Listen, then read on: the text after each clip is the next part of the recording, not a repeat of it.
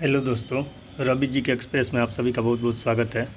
दोस्तों, आज के इस वीडियो के माध्यम से हम लोग देखने वाले हैं जो बीपीएससी एईडीओ का वैकेंसी आया है, तो उसके बारे में यानी आवेदन तिथि कब से है और उम्र सीमा क्या है, वेतन स्तर यानी पे लेवल क्या है और कितना प्रारंभिक आपका वेतन होगा। साथ ही साथ देखेंगे कि सिलेबस और एग्ज़ाम पैटर्न क्या है, और वो भी डिटेल में देखेंगे कि हर सिलेबस का मतलब किस किस टॉपिक से प्रश्न रहेगा, तो वो सारा डिटेल में वेबसाइट पे दे दिया गया है। तो वो सारा चीज़ देखेंगे, नेगेटिव मार्किंग क्या रहने वाला है, और साथ ही साथ आवेदन करने के लिए आवश्यक यानी ज़रूरी कागजात क्या क्या रहेगा वो भी हम लोग देखेंगे। ठीक है दोस्तों, और क्या है आरक्षण कोटिवार वो भी देखेंगे। साथ ही साथ विशेष रूप से आपको बता दें कि विवाहित महिलाओं के लिए कौन कौन से ज़रूरी कागजात आवश्यक हैं ताकि वो फॉर्म को अप्लाई कर सकेंगी। तो ये सारे जो आपके डाउट हैं ये सभी मात्र इसी वीडियो में क्लियर होने वाला है, तो वीडियो में अंत तक बने रहिए। चलिए हम आगे बढ़ते हैं। और हाँ, आपसे विनती है, यदि आप इस एग्ज़ाम का प्रिपरेशन करने के चक्कर में हो और फॉर्म भी आपने अप्लाई कर दिया, ठीक है, और आपको पैटर्न पता नहीं रहेगा तो आप गलती करेंगे। और दूसरी बात ये रही कि आपको पैटर्न भी पता है और आप तैयारी में भी लग गए हैं, लेकिन आपने जो ज़रूरी कागजात है वो नहीं बनाया, तो आप फॉर्म अप्लाई ही नहीं कर सकते हैं। तो इसलिए थोड़ा समय लगेगा, और चलिए आपका हर डाउट क्लियर हो जाएगा। हम आगे बढ़ते हैं, ठीक है। तो और आपसे एक बात कहना चाहेंगे कि यदि आप चैनल पर नए हो तो चैनल को सब्सक्राइब कीजिए और बेल आइकन प्रेस कीजिए ताकि समय समय पर नोटिफिकेशन मिलता रहे जब भी हम वीडियो अपलोड करें। ठीक है दोस्तों, तो चलिए आगे बढ़ते हैं।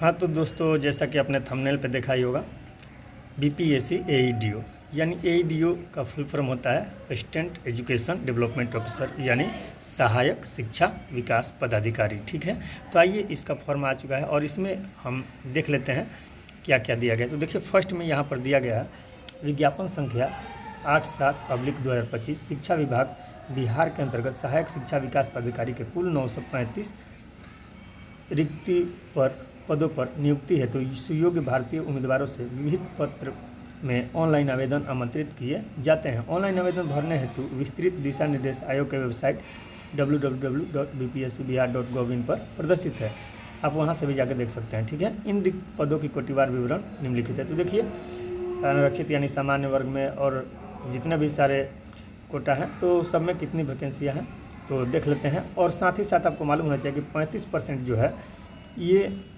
महिलाओं के लिए रिक्तियाँ आरक्षित है। ठीक है, तो चलिए देख लेते हैं, इसको ज़रा ऊपर करते हैं। देखिए, तो यहाँ पर आप देख सकते हैं अनारक्षित यानी सामान्य वर्ग के लिए 374 पद है। ठीक है, वही महिला के लिए 131 हो जाएगा। आर्थिक रूप से कमज़ोर यानी ईडब्ल्यूएस के लिए 93 है, 93, और इसमें से 33 जो है महिलाओं के लिए है। वही अनुसूचित जाति की बात कर लें यानी एससी कैटेगरी का तो 150 है और महिला का 53 है। और अनुसूचित जनजाति यानी एसटी शेड्यूल ट्राइब का 10 है सीट और महिलाओं का इसमें 4 है। वहीं अत्यंत पिछड़ा वर्ग का एबीसी का बात कर ले तो 168 है और 59 महिलाओं का है। पिछड़ा वर्ग का यानी ओबीसी जी या बीसी जिसको बोलते हैं तो इसका 112 है और महिलाओं का 39 है। अब पिछड़े वर्ग की महिलाओं के लिए देखिए, पिछड़े वर्ग की महिलाओं के लिए अलग से ये 28 है और टोटल पोस्ट 935 होता है यहाँ पर। ठीक है, जिसमें से 319 महिलाओं के लिए। ठीक है, अब आगे देख लीजिए, जो मेन है वो हम आपको बताते चलते हैं। देखिए, यहाँ पर तो दिया है स्वतंत्रता सेनानी वगैरह इस सब के बारे में। अब देखिए आगे आप भी देख सकते हैं, जो मेन पॉइंट है उसको हम डिस्कस कर देते हैं। अब देखिए, यहाँ पर दिया गया है, ये आपके काम का चीज़ है, अधियाची विभाग द्वारा प्राप्त अधियाचना में संशोधन होने पर प्रकाशित रिक्तियों की संख्या घट बढ़ सकती है। आगे ये हो सकता है थोड़ा घट भी जाए या कुछ बढ़ भी जाए। अब देखिए, वेतन यानी इसका पे लेवल और इसका वेतन प्रारंभिक क्या होगा। देखिए, प्रारंभिक वेतन स्तर यानी पे लेवल इसका लेवल 5 के अंतर्गत ये आएगा। ठीक है, और मूल वेतन इसका 29,200 बनेगा। एवं राज्य सरकार द्वारा समय समय पर किए जाने वाले वेतन पुनरीक्षण के आलोक में परिवर्तनीय रहेगा, यानी चेंजेबल रहेगा।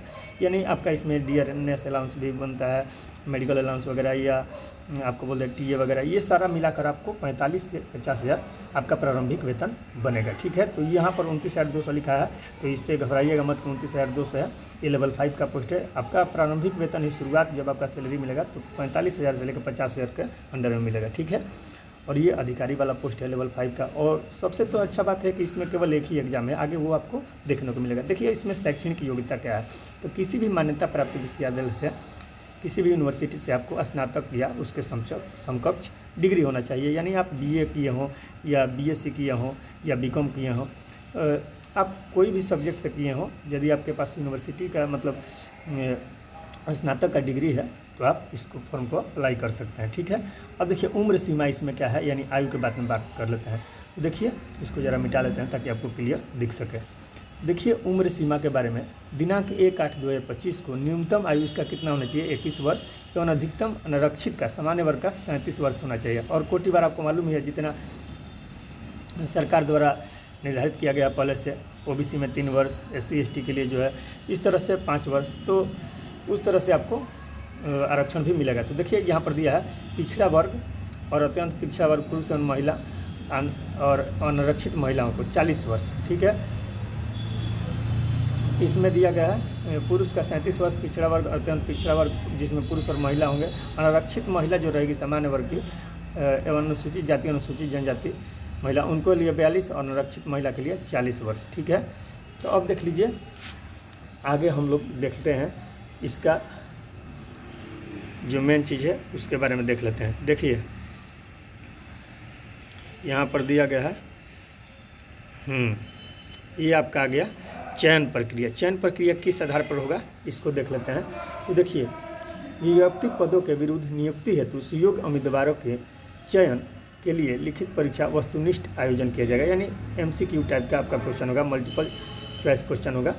ठीक है, इसमें साक्षात्कार नहीं लिया जाएगा। ठीक है, इसमें साक्षात्कार भी नहीं लिया जाएगा। कार्मिक एवं प्रशासनिक सुधार विभाग बिहार का संकल्प ज्ञापन संख्या 2374 दिनांक 16/7/2007 एवं सामान्य प्रशासन विभाग का संकल्प ज्ञापन 9/6/2 यानी 962 दिनांक 22/1/2021 के अनुसार लिखित परीक्षा में शामिल सामान्य वर्ग के उम्मीदवारों को 40%, पिछड़ा वर्ग के उम्मीदवारों को 36.5% और पिछड़ा वर्ग के उम्मीदवारों के लिए, अत्यंत जो पिछड़ा वर्ग के उम्मीदवार हैं उनके लिए 34%, अनुसूचित जनजाति जाति और जनजाति महिलाओं के लिए और दिव्यांग कोटा के लिए 32% अर्हतांक प्राप्त करना अनिवार्य होगा। यानी इसमें आपको नॉर्मल इतना तो लाना ही पड़ेगा, अन्यथा आप ऐसे ही क्वालिफाई हो जाएगा। ठीक है, और दूसरा मेन चीज़ जो रहा आपका सब्जेक्ट क्या क्या रहा उसके बारे में, और कितना कितना अंक का रहेगा और क्या नेगेटिव मार्किंग है वो देखते हैं। तो देखिए लिखित परीक्षा का विषय, पत्र परीक्षा की प्रकृति, प्रश्नों की संख्या, परीक्षा की अवधि एवं कुल अंक निम्नांकित होंगे। जैसे यहाँ पर पत्र संख्या में देखिए आपको 1 दिया है, 2 दिया है, 3, यानी 3 पेपर होगा, जिसमें पहला पेपर में कौन सा विषय रहेगा, सामान्य भाषा यानी लैंग्वेज पेपर रहेगा। उसमें आपको एक इंग्लिश का पेपर रहेगा और एक हिंदी का पेपर रहेगा। तो इंग्लिश इसमें 30 नंबर का रहेगा, 30 क्वेश्चन रहेगा। ठीक है, 30 नंबर का, और 70 अंक का रहेगा सामान्य हिंदी। इसमें से आपको 30% लाना है, यानी 30 का 30% कितना हो जाएगा, 9 नंबर, और इसमें 70 का 30% कितना हो जाएगा, 21 नंबर आपको लाना ही होगा हर हाल में। और दोनों में ये नहीं कि आप इसमें हिंदी में 21 की जगह इसमें 9 जोड़ दिए हैं, 30 ला दिए हैं तब, और अंग्रेजी में आप 0 हैं तो आपका वहाँ से भी अनक्वालीफाई माना जाएगा। यानी दोनों में जो मिनिमम निर्धारित किया गया है 30% तक, वो आपको लाना अनिवार्य है। ठीक है, प्रश्नों की संख्या कितना रहेगा, 100, यानी ये 30 अंक का है, 30 इसमें रहेगा, 70 अंक का है, इसमें 70 रहेगा। समय आपको मिलेगा 2 घंटा, सब के सब मल्टीपल चॉइस रहेंगे, ऑब्जेक्टिव रहेंगे। ठीक है, समय मिलेगा 2 घंटा। ठीक है, और कुल अंक कितना रहेगा, 100 गो, और यहाँ पर दिया भी हुआ है क्वालिफाइंग मिनिमम मार्क्स कितना है, 30% मार्क्स इन बोथ लैंग्वेज, यानी हिंदी हो या इंग्लिश। ठीक है, अब आगे देख लेते हैं सामान्य अध्ययन यानी जनरल नॉलेज। तो इसमें क्या है, आपका साइंस का भी प्रश्न रहेगा, और सामान्य अध्ययन यहाँ पर दे दिया तो केवल जी के आप समझ लीजिएगा। इसमें आपका सामान्य अध्ययन में आपका जनरल नॉलेज और जनरल साइंस भी रहेगा। ठीक है, ये भी 100 नंबर का रहेगा, और टोटल इसमें भी 2 घंटा आपको मिलेगा समय। ठीक है, ये भी कुल अंक 100 नंबर का होगा। और तीसरा जो है सामान्य योग्यता यानी जनरल एप्टीट्यूड, इसमें रीजनिंग और मैथ के प्रश्न रहेंगे, और 100 अंकों का 100 प्रश्न रहेगा, 100 अंकों का। ठीक है, ये भी 2 घंटा का आपको समय दिया जाएगा इसमें भी, ठीक है। अब देख लीजिए, आपको ये जान लेना आवश्यक है कि जो हिंदी और इंग्लिश का पेपर है उसमें क्वालिफाई होने के बाद ही आपका ये पेपर चेक होगा। यदि आप वहाँ पे आप फेल हो जाते हैं यानी पास नहीं कर पाते हैं मिनिमम क्वालिफाइंग मार्क्स जो निर्धारित किया गया है आयोग के द्वारा, तो आपको वहीं से ही रिजेक्ट माना जाएगा, ठीक है, रद्द कर दिया जाएगा आपका कैंडिडेट, ठीक है।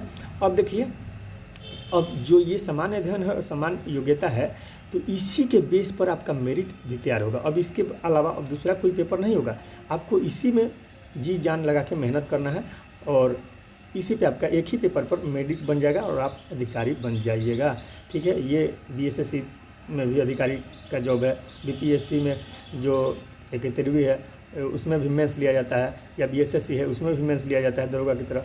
लेकिन ये ऐसा एग्ज़ाम है, इसमें केवल एक एग्ज़ाम आप क्वालिफाई करते हैं और मेरिट में आ जाते हैं तो आपका इसी पर ही आपका जॉब मिल जाएगा और आप अधिकारी बन जाइएगा, ठीक है। तो सबसे अच्छा ये खबर है, ठीक है। तो चलिए आगे देख लेते हैं।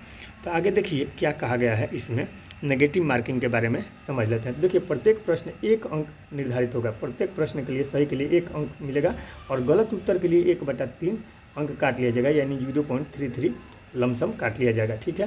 यानी 1/3 नेगेटिव है इसमें कहे तो। अब देखिए, और जो सामान्य भाषा है लैंग्वेज पर, इसमें क्या होगा, तो देखिए सामान्य अंग्रेजी और सामान्य हिंदी के पत्र में मात्र क्वालिफाइंग होंगे, जिसमें से प्रत्येक में न्यूनतम 30% अंक प्राप्त करना अनिवार्य होगा। अर्थात सामान्य अंग्रेजी एवं सामान्य हिंदी में अलग अलग न्यूनतम अंक प्राप्त होने पर ही अन्य पत्रों का मूल्यांकन किया जाएगा। अभी हम बताए थे कि दोनों में जैसे इंग्लिश है 30 नंबर का, तो उसमें उसका 30 का 30% लाना होगा, हिंदी है 70 नंबर का, तो हिंदी का 70 का 30% लाना होगा, तभी आपका अन्य का मूल्यांकन यानी जांच होगा, नहीं तो वहीं से आप रद्द माना जाइएगा, ठीक है।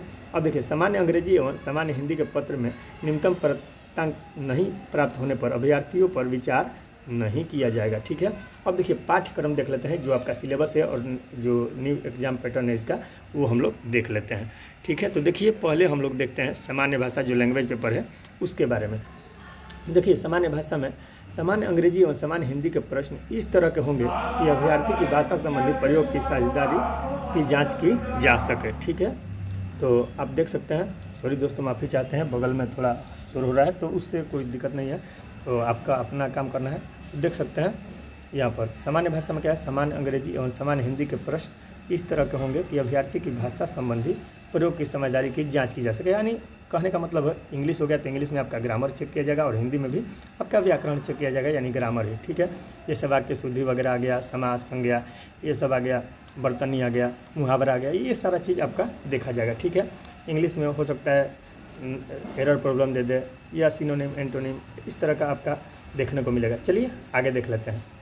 देखिए, सामान्य अध्ययन यानी जनरल नॉलेज में क्या, तो देखिए इसमें फर्स्ट में दिया सामान्य विज्ञान यानी साइंस, राष्ट्रीय तथा अंतर्राष्ट्रीय महत्व की सामयिक घटनाएं यानी करंट अफेयर्स, भारत का इतिहास और साथ ही साथ बिहार का इतिहास भी, ठीक है, की प्रमुख विशेषताएं। सामान्य भूगोल इसमें आपको ऐड करके चलना है, बिहार के प्रमुख भौगोलिक प्रभाग, यानी सामान्य भूगोल में बिहार को नहीं छोड़ना है, इंडियन तो पढ़ना ही है, उसके साथ साथ क्या करना है, जो बिहार का स्पेशल है उसको भी आपको लेके चलना है। जैसे उसमें नदियाँ वगैरह हो गया, आगे दिया होगा, देखिए यहाँ का बिहार का महत्वपूर्ण नदियाँ हो गया, भारत की राज्य व्यवस्था एवं आर्थिक व्यवस्था, आज़ादी के पश्चात बिहार की अर्थव्यवस्था, प्रमुख परिवर्तन, भारत का राष्ट्रीय आंदोलन तथा इसमें बिहार के योगदान, इस तरह के प्रश्न आपको देखने को मिलेंगे। वही सामान्य योग्यता यानी जनरल एप्टीट्यूड टेस्ट में आपको क्या मिलेगा, तो इसमें रीजनिंग और मैथ सम्मिलित रूप से रहेगा, जिसमें 100 नंबर दोनों का रहेगा। तो देखिए, संख्या पद्धति से संबंधित प्रश्न रहेंगे, नंबर सिस्टम, पूर्ण संख्याओं का विकलन रहेगा,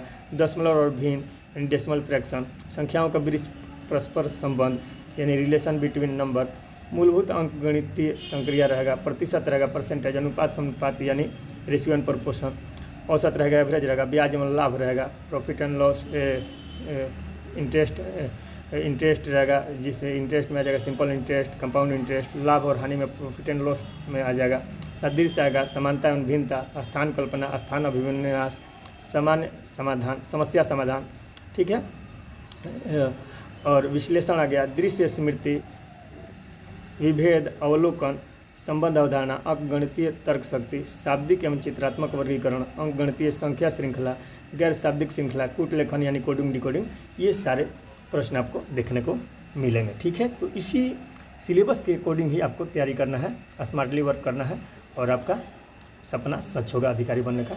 ठीक है दोस्तों, चलिए आगे कुछ इम्पोर्टेंट चीज़ है उसको भी हम लोग देख लेते हैं। ठीक है, देखिए यहाँ पर एक और चीज़ देख लीजिए, बात आया तो लिखित परीक्षा के पूर्वांक दस्तावेज सत्यापन आयोजित की जाएगी, जिसमें अभ्यर्थी को अपने ऑनलाइन आवेदन में किए गए दावा के अनुसार सभी वांछित प्रमाण पत्रों की मूल प्रति के साथ उपस्थित होना अनिवार्य हो गया, अन्यथा मेधा सूची में सम्मिलित नहीं किया जाएगा। ठीक है, आइए देख लेते हैं जो कागज़ आपको बनाना है वो चीज़ आप लोग देख लीजिएगा। जहाँ आपको लगे तो हम स्लाइड करते जाते हैं, आप पॉज करके देख लीजिएगा जो चीज़ आपको लग रहा होगा। इससे मेन चीज़ हम बता दें। देखिए, आरक्षण में ऑनलाइन आवेदन पत्र में इंगित कॉलम में आरक्षण का दावा नहीं करने पर आरक्षण का लाभ नहीं मिलेगा। जब तक आप दावा नहीं कीजिएगा तो आपको आरक्षण ऐसे ही नहीं दे देगा। ठीक है, एवं आरक्षण का लाभ राज्य सरकार के प्रचलित आरक्षण नियमों के अनुसार और राज्य सरकार के सक्षम पदाधिकारी द्वारा निर्गत प्रमाण पत्र के आधार पर ही दिया होगा। यानी आपको आरक्षण चाहिए, जैसे ओबीसी चाहिए, नॉन क्रीमी, तो उसको आपको नॉन क्रीमी का सर्टिफिकेट होना अनिवार्य है। ठीक है, और वो भी जो समय सीमा निर्धारित किया गया है, यानी 1 साल के अंदर का। ठीक है, अब देखिए दूसरा दिया है, आरक्षण का लाभ उन्हीं उम्मीदवारों को मिलेगा जिनका अस्थायी निवास बिहार राज्य में है, अर्थात जो बिहार के मूल निवासी हैं उन्हीं को मिलेगा, अन्यथा जो दूसरे स्टेट के हैं उनको नहीं मिलेगा। बिहार राज्य के बाहर के निवासी अभ्यर्थी को आरक्षण का लाभ देय नहीं होगा। आवेदन में दिया गया अस्थायी पता ही आरक्षण प्रयोजन के लिए अस्थायी निवास अनुमान्य होगा। उक्त आरक्षण के लिए उम्मीदवारों को अस्थायी आवासीय प्रमाण पत्र प्रस्तुत करना अनिवार्य होगा। ठीक है, अब यहाँ पर दिया है 3A में अनुसूचित जाति और अनुसूचित जनजाति यानी SC ST के उम्मीदवारों को निम्नलिखित प्रमाण पत्र जमा करना अनिवार्य होगा, जैसे जाति प्रमाण पत्र, अस्थायी निवास, मूल निवास प्रमाण पत्र। पिछड़ा वर्ग के लिए देखिए, पिछड़ा वर्ग के लिए क्या दिया है, 3 का B कॉलम में पिछड़ा वर्ग एवं अत्यंत पिछड़ा वर्ग के उम्मीदवारों के लिए क्रीमी लेयर रहित प्रमाण पत्र, यानी जो OBC होता है नॉन क्रीमी लेयर, NCL जो होता है नॉन क्रीमी लेयर, उसी को क्रीमी लेयर रहित प्रमाण पत्र जमा करना अनिवार्य होगा। और क्या है, पिछड़ा वर्ग एवं अत्यंत पिछड़ा वर्ग की दशा में अपने अस्थायी निवास अंचल के राज्य सरकार द्वारा अंचल स्तर पर अधिसूचित राजस्व अधिकारी अंचल पदाधिकारी द्वारा निर्गत क्रीमी लेयर रहित प्रमाण पत्र मान्य होगा। ठीक है, यानी अंचलाधिकारी से आपको निर्गत कराना होगा। अनुसूचित जाति की दशा में अपने अस्थायी अधिवास अंचल के राज्य सरकार द्वारा अधिसूचित अंचलाधिकारी द्वारा निर्गत अस्थायी निवास प्रमाण पत्र, मूल निवास प्रमाण पत्र, जाति प्रमाण पत्र मान्य होगा। अब देखिए आगे दिया गया है यहाँ पर, आरक्षण का दावा करने वाली विवाहित महिलाओं का जाति अस्थायी निवास क्रीमी लेयर रहित प्रमाण पत्र उनके पिता के नाम एवं पिता के अस्थायी पता से निर्गत होना चाहिए, न कि उनके पति के नाम से एवं पता से। ठीक है, तो ये डाटा जो है महिलाओं के लिए खासकर इम्पोर्टेंट है, तो ये आपके पास नहीं रहेगा तो आप फॉर्म अप्लाई नहीं कर पाएंगे, तो ये आप बनवा लीजिएगा पहले से। तो देख लीजिए, आरक्षण का दावा करने वाली विवाहित महिलाओं का जाति अस्थायी निवासी क्रीमी लेयर रहित प्रमाण पत्र उनके पिता के नाम एवं पिता के अस्थायी पता से निर्गत होना चाहिए, न कि उनके पति के नाम एवं पता से। ठीक है, यानी अपने पिता के नाम से ही आवासीय वगैरह निर्गत कराना होगा। ठीक है, अब देख लीजिए नेक्स्ट दिया गया, सामान्य प्रशासन विभाग बिहार के अधिसूचना संख्या 26/22 दिनांक 26/2/2019 एवं पर्तांक 1-2-1-2-3 दिनांक 23/6/2023 के आलोक में आर्थिक रूप से कमजोर वर्ग यानी EWS के लिए आरक्षण का लाभ बिहार अधिनियम 15/2023 के आलोक में राज्य मूल निवासियों पुरुष एवं महिला को ही देय होगा। उक्त पत्रों के आलोक में आर्थिक रूप से कमजोर वर्ग के लिए यानी EWS के लिए इस विज्ञापन में वर्णित रिक्ति के अनुसार 10% आरक्षण का लाभ लेने हेतु आर्थिक रूप से कमजोर वर्ग के सदस्य द्वारा प्रस्तुत किया जाने वाला आय एवं प्रसिद्धि प्रमाण पत्र, इसको मिटा देते हैं तो क्लियर दे सके। आय एवं परिसंपत्ति जो होता है, आय एवं परिसंपत्ति प्रमाण पत्र उपयुक्त अधिसूचना के साथ संलग्न अनुसूची 1 यानी प्रपत्र 1 में सक्षम प्राधिकार द्वारा निर्गत होना चाहिए, अन्यथा आर्थिक रूप से कमजोर वर्ग को देय आरक्षण का लाभ भी नहीं मिलेगा। ये सारा चीज़ आपको देख लेना है, तो ये सब देख सकते हैं। अब देखिए यहाँ पर दिया है आगे, इसमें क्या दिया गया है, देखिए यह प्रावधान राज्य में लागू अन्य किसी नियम के द्वारा विभिन्न आरक्षित कोटि के लिए विवाहित आरक्षण के लिए अतिरिक्त होगी, परंतु राज्य से बाहर के अभ्यर्थी इस नियम के अधीन आरक्षण का लाभ हेतु दावा नहीं करेंगे। अब देखिए यहाँ पर है, विवाहित महिला के पक्ष में आय एवं परिसंपत्ति प्रमाण पत्र अभ्यर्थी के पति के साथ रहने की स्थिति में, यदि अपने पति के साथ रह रही है तो उस स्थिति में उनके पति के अस्थायी निवास अंचल से निर्गत होगा, परंतु इस विवाहित महिला को अपने पिता के अस्थायी निवास से ही, उनके अस्थायी निवास के आधार पर ही निर्गत आवास पत्र प्रमाण पत्र प्रस्तुत करना आवश्यक होगा, जिससे स्पष्ट हो जाए कि विवाहित जो महिला है बिहार राज्य की मूल निवासी है। आय एवं परिसंपत्ति प्रमाण पत्र EWS निर्गत होने की तिथि से अगले 1 वर्ष के लिए मान्य होगा। ठीक है, और देख लीजिए यहाँ पर दिया गया है आरक्षित कोटि उम्मीदवारों के लिए मतलब कोड क्या है, तो उसके रूप में आगे देख लेंगे। देख लीजिए हर कोटि का जो कोड है वो ध्यान रख लीजिएगा, अपना अपना कोटि का कोड क्या क्या डालना है। अनारक्षित यानी सामान्य वर्ग के लिए UR के लिए कोड दिया गया 1, SC के लिए 2 दिया है, ST के लिए 3, EBC के लिए यानी अत्यंत पिछड़ा वर्ग के लिए 4, BC यानी पिछड़ा वर्ग के लिए 5 है कोटि कोड, और BCL यानी बैकवर्ड क्लास लेडीज़ जो पिछड़े वर्ग की महिला हैं उनके लिए 6 है। ठीक है, और EWS का कोड 7 है। ठीक है, तो आशा करते हैं कि सारा आपका जो डाउट था वो क्लियर हो चुका होगा, और कोई आपको लगे कि अभी भी कोई डाउट रह गया तो कमेंट में कीजिएगा, हम उसका रिप्लाई देंगे। ठीक है दोस्तों, तो हाँ और एक चीज़ और आप देख लीजिए यहाँ पर जो है कि आप अभी से तैयारी में लग जाइएगा। ठीक है, नहीं तो आप देखिएगा कि सोचते रहिएगा कि 10 दिन बाद 5 दिन बाद जब से फार्म भरा जाएगा तब से लगेंगे या कुछ करेंगे। अभी से आप तैयारी में लग जाइए, जो आपका सब्जेक्ट कमज़ोर है उसको पहले फोकस कीजिए और सेट प्रैक्टिस लगाते रहिए। जिससे सेट प्रैक्टिस इसका आने में टाइम लगेगा, तो उससे पहले आप अभी BSSC CGL है, BSO SSO है, उस सब का सेट आया है तो वहाँ से भी आप तैयारी कर सकते हैं। मिलता जुलता पैटर्न है, केवल हिंदी यानी इंग्लिश आपका लैंग्वेज पेपर है जो BSSC में है, जो मेंस होता है उसमें हिंदी का होता है या दरोगा का, तो उसके आप कैंडिडेट होंगे तो वहाँ से आपको हिंदी का नॉलेज होगा ही, और इंग्लिश में भी आपको हल्का फुल्का नॉलेज लेना है। बाकी सब वही है, मैथ, रीजनिंग और GK GS, जो कि आपको BSSC CGL हो गया या इंटर स्तरीय हो गया, बाकी सारे जो बिहार के एग्जाम है वहाँ पर आपको देखने को मिलता है। हालांकि दरोगा या 71 BPC करें तो वहाँ पर आपको ज़्यादातर जनरल स्टडी यानी और साइंस का ही मिलेगा प्रश्न, मैथ रीजनिंग का नहीं मिलता। लेकिन आप BSSC के कैंडिडेट हैं या रेलवे वगैरह का तो आपका तो GK GS के साथ साथ आपका मैथ रीजनिंग बहुत अच्छा होगा। ठीक है दोस्तों, तो आगे के लिए हमारी शुभकामनाएं आपके साथ हैं। लगे रहिए और निरंतर प्रयास करते रहिए, मंजिल आपको जरूर मिलेगा एक न एक दिन। ठीक है दोस्तों, मिलते हैं नेक्स्ट वीडियो में, तब तक के लिए आज्ञा दीजिए। Thanks, bye and take care. और हाँ एक चीज़ देख लीजिए, आवेदन तिथि का ऑनलाइन प्रारंभ होने का कब से, तो प्रारंभ होगा 27/8/2025 से, और लास्ट डेट है आवेदन भरने का 26/9/2025, यानी अभी 27 अगस्त से स्टार्ट है और 26 सितंबर तक लास्ट डेट है इसका भराने का। स्टार्ट हो जाएगा 27 तारीख से ही। ठीक है दोस्तों, तो मिलते हैं नेक्स्ट वीडियो में, तब तक के लिए आज्ञा दीजिए। Thanks, bye and take care.